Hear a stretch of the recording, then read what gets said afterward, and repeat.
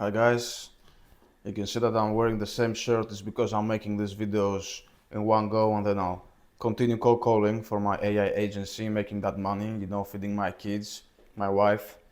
But another topic I want to discuss about today with you guys is Andrew Tate. Whoa, um, huge topic nowadays. I give mad respect to this guy. I don't agree with everything he's saying. I don't agree with anyone of the famous people that I follow, for example, uh, to the fullest 100% of extents, right? Not even Donald Trump or Conor McGregor or Andrew Tate or Hormozy or anyone else. Like I will always disagree with some people just because, no one's perfect for my viewpoint, for my personal mindset. So I have to start with saying that yes, I agree a lot with this man because this man has done something very important, especially in this day and age, which is to bring masculinity, the masculinity topic, back in the trends, right? Back in all of us minds, in all of our minds. Because like 30, 40 years ago, it was normal to say to your kid, be a man, like be tough and be a tough man. But nowadays, especially right before Andrew Tate came along on the world scene, it was like kind of like, what, be a man? It was kind of like misogynistic or toxic, or I don't even know how to say it. And this man has actually brought attention to this matter for all the young kids, and that's very important. I give mad respect to everything that he's done, becoming a billionaire basically, from what I understand. From zero, him and his brother have that strong bond as well, which is what me and my business partner have, because we started broke house boys 20 years old together, and we reached success, not crazy success like Andrew Tate. We're not like multi-millionaires, but we did very well actually. Like my business partner bought a home for his parents, I bought a home for my wife and kid. We did lots of shit. But yeah, like I want to say something that is not said, which is that I don't agree with some stuff that Andrew Tate talks about, or more like I would like to listen to him talk more about some stuff because he has such an influence, and I think that he's too extreme in some ways, and that can bring negative effects. And obviously, no one's perfect. I'm not judging him for that. I'm not saying that he's an asshole for that. I just want to bring attention to this matter. And so his whole viewpoint is, be powerful, which I agree with.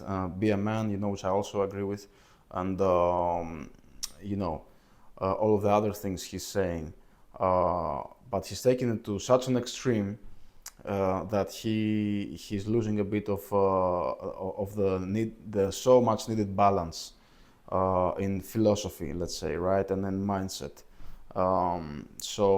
Example, he's saying, if you're not trained, right, I can come and punch you and kill you in front of your woman, for example, and that never can happen to me, he says, right? Well, okay, I agree with training in combat, right? I personally have a black belt in kickboxing and have participated in many boxing and kickboxing fights. So I love combat sports. I totally agree with young kids needing to be training, but this viewpoint is extreme, and it's basically saying that what rules in life is the most powerful force, which is true, but it's only true because we live in a corrupt world. Because what really needs to rule in the world is justice and freedom and human rights and honesty.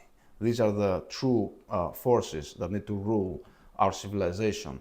And these are the forces that young kids should put at a high priority. And this is something that I've never heard Andrew Tate and his brother speak about. And this is why I wanted to bring attention to this matter. So the way he's saying things, like anyone can just come and kill him, basically, with a gun, let's say, if not a mano a mano combat, right? Just with a gun. That's it.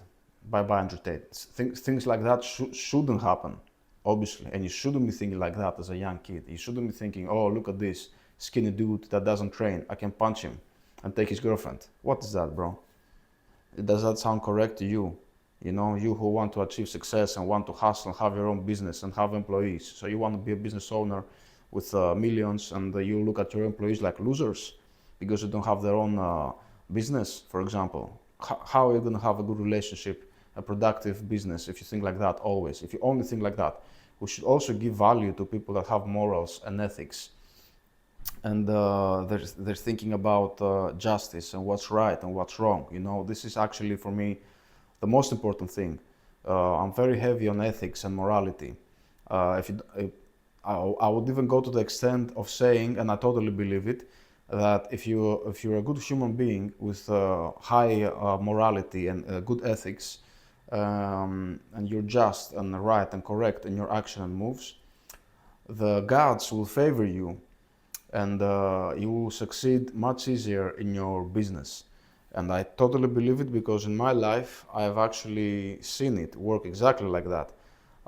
So for my first business, which I started when I was like 21 years old with my business partner, I didn't have the discipline that I have right now.